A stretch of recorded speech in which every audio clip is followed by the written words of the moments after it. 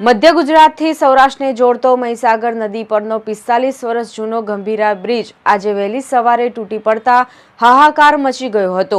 આ ઘટનામાં બ્રિજ ઉપરથી પસાર થઈ રહેલી 2 ટ્રક, 2 પિકઅપ અને એક રિક્ષા 2 કાંઠે વહેતી મહીસાગર નદીમાં ખાબક્યા હતા, જેમાં 10 વ્યક્તિઓના મોત થયા છે, જ્યારે 8થી વધુ લોકોને રેસ્ક્યુ કરીને બચાવી લેવાયા છે। આ ઘટના બનતા મુજપુર સહિત આસપાસના ગામના લોકોના ટોળેટોળા સ્થળ પર ઉમટી પડ્યા હતા। તે સાથે પાદરા પોલીસે પણ ઘટના સ્થળે દોડી જઈ કાર્યવાહી હાથ ધરી હતી। ઉલ્લેખનીય છે કે સુસાઇડ પોઈન્ટ તરીકે કુખ્યાત આ બ્રિજ તૂટતા આણંદથી વડોદરા, ભરૂચ અને અંકલેશ્વરનો સંપર્ક તૂટ્યો છે। દુર્ઘટના બાબતે માર્ગ મકાન વિભાગના કાર્યપાલક ઇજનેર NM નાયકાવાલાએ જણાવ્યું કે અમારા રિપોર્ટમાં બ્રિજમાં મેજર ડેમેજ ન હતું, પુલ જર્જરિત નથી। જેમ આપણે જોઈ શકીએ છીએ તેમ આજે અમારે સવારે લગભગ 8 વાગ્યાની બાજુ અમારી પાસે રિપોર્ટ આવેલા હતા કે ભાઈ ગંભીરા બ્રિજનો એક સ્પાન પડી ગયો છે, એટલે અમે તાત્કાલિક ત્યાં ઘટના સ્થળે આવી ગયા છે। પ્રાઇમરી 4 જેટલા વાહનો કંઈક અંદર ગરકાવ થયા દેખાઈ રહ્યા છે, એટલે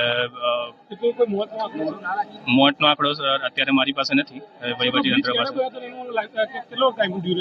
બ્રિજ લગભગ 1985-86માં બનેલો છે અને લગભગ 40 વર્ષ જેવું આ બ્રિજને થયું છે।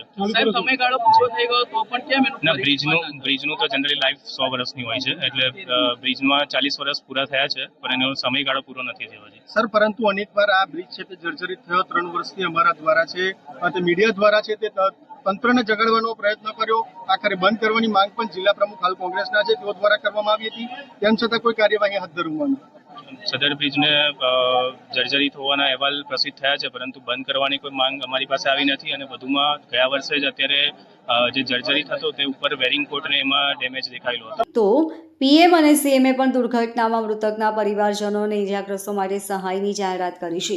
ઘટનાને આંખે જોનાર અને બચાવ કામગીરીમાં જોડાયેલા નરેન્દ્ર માળીએ જણાવ્યું હતું કે આઈસરના ટાયર ઘસાય એ અમને ખબર પડી, પછી અથડાઈ અને પોપડો નીચે પડ્યો અને ધબાધબ ગાડીઓ નીચે પડી।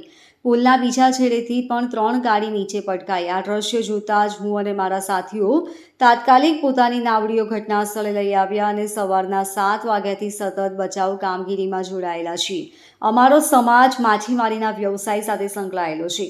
તેમણે 2 ટ્રક, 1 ઇકો, 1 પિકઅપ, 1 CNG અને 2 બાઇક સવારોને નીચે પટકાતા જોયા હતા। તેઓ તરત જ ત્યાં પહોંચ્યા અને એક લાશ દેખાતા તેને બહાર કાઢી જમા કરાવી। અત્યાર સુધીમાં આશરે 7 થી 8 મૃતદેહ બહાર કાઢ્યા છે અને એક લાશ હજી બાઇક સાથે પાણીમાં ફસાયેલી છે।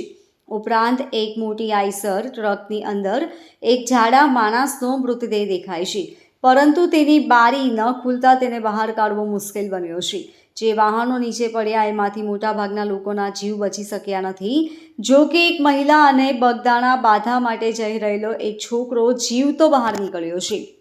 Bureau report, LK star news, Surat.